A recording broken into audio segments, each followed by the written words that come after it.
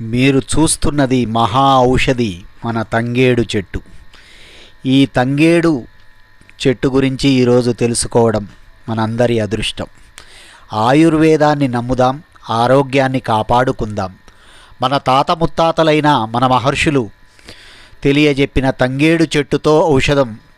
తంగమనగా బంగారం, బంగారం వంటి పుష్పాలతో మెరిసిపోయే మన బతుకమ్మ అయిన తంగేడు మొక్క పంచాంగాలైన ఆకులు, పువ్వులు, కాయలు, మొక్కకి పైన ఉన్న బెరడు, వేరుకి పైన ఉన్న బెరడు, ఈ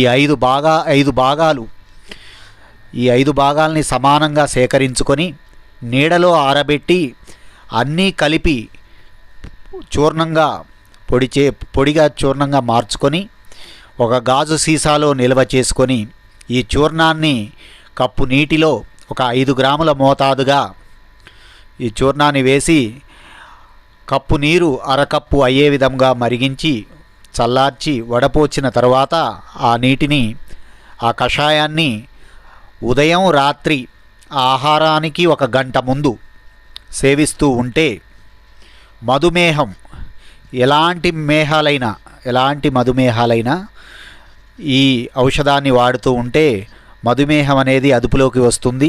అలాగే అన్ని రకాల చర్మ వ్యాధులు తగ్గుతాయి. కిడ్నీ సమస్యలు, బ్లాడర్ వాపు, అతిమూత్రం, కాళ్ల వాపులు తగ్గుతాయి.